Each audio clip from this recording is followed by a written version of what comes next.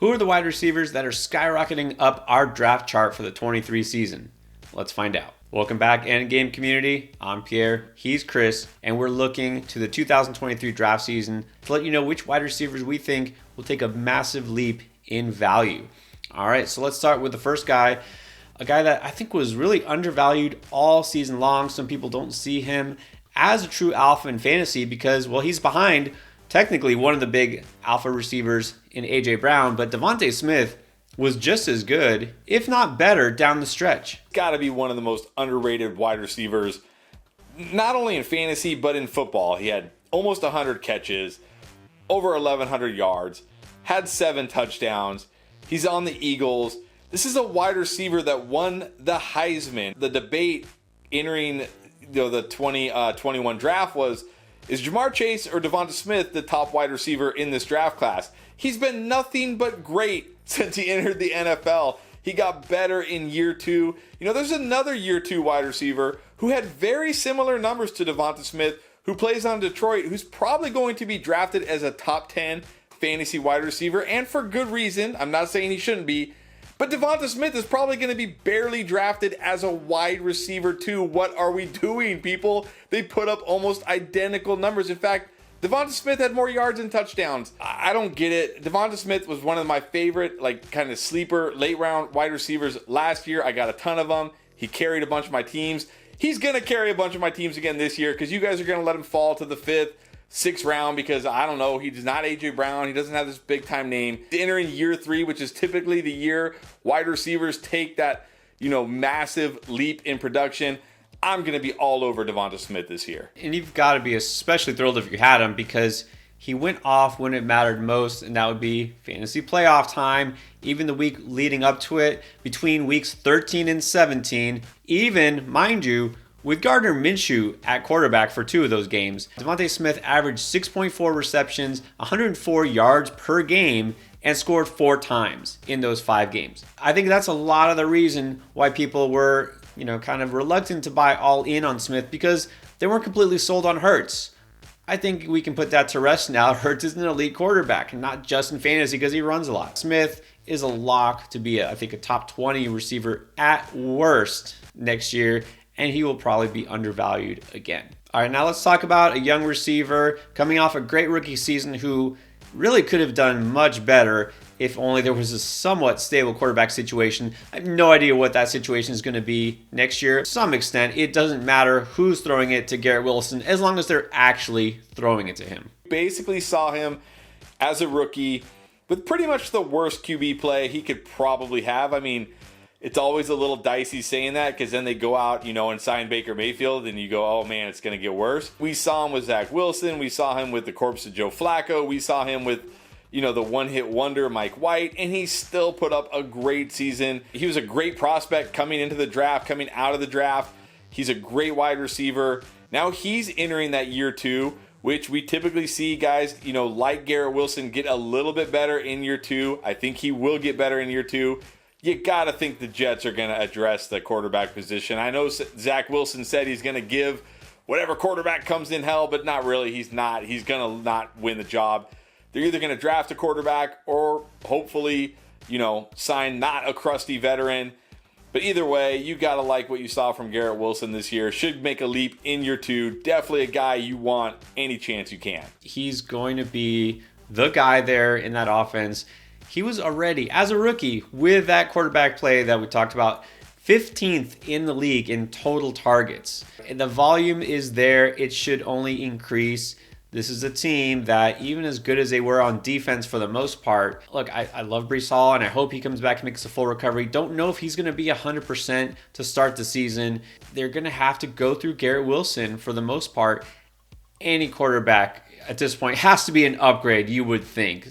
So hopefully his efficiency can ramp up. Garrett Wilson is a guy, again, he's shown that he is almost quarterback proof. One exception, of course, being Zach Wilson. But there's no way they roll him out again next year as a starter, is there? Now, a guy that a lot of people were worried about, thinking he might be in trouble based on the quarterback situation in San Francisco, Brandon Aiyuk, is a guy who There was a lot of talk about in the preseason that he was set to break out. He did. And again, with him, it also did not matter who was at quarterback. Yeah, Brandon Aiyuk, another one of the most underrated wide receivers in real life and in fantasy. What was lost at the end of 2021 season was he had a really good finish to that season. And then he came into 2022 and Kyle Shanahan was saying all the positive things about him. He's working hard. And we saw that this year. He looked good. He made that leap as a wide receiver, making plays for this offense.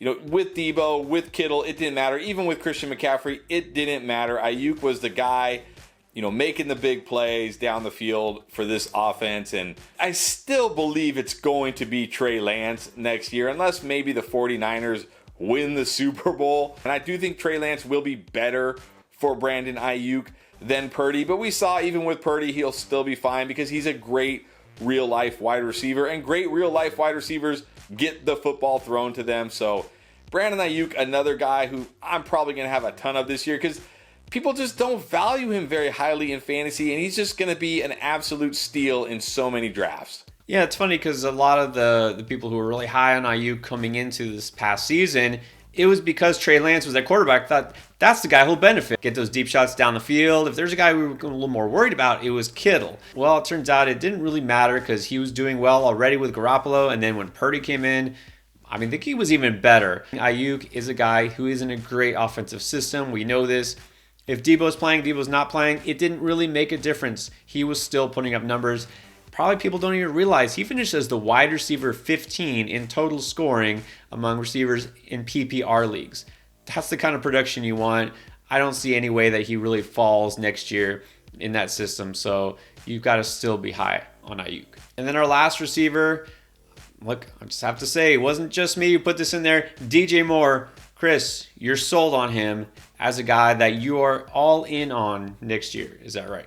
I wouldn't say all in on, but for the first time in years, I might be in on. Not all in, but I might be in on. He did look good with Sam Darnold. Now, we don't know if it's going to be Sam Darnold, but we got to think it's either going to be Sam Darnold or they're going to, try to move up and draft one of these rookies. And once Steve Wilks took over, this team looked drastically different. Maybe it wasn't necessarily the quarterback as much as the coach that was affecting DJ Moore. This team played hard with Steve Wilks.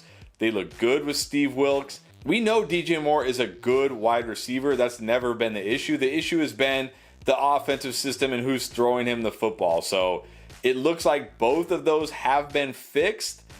If that's the case going into next season, I'm going to be in on DJ Moore. Not all in, but I will be in. But of course, if they go out and they do what they've done in the past and they bring in some crusty veteran, like a Carson Wentz or something like that, then I'll be back out. But for right now, I'm in on DJ Moore. Moore is one of those guys you kind of have to feel bad for. All the different, rotations they've had at quarterback and coaching now.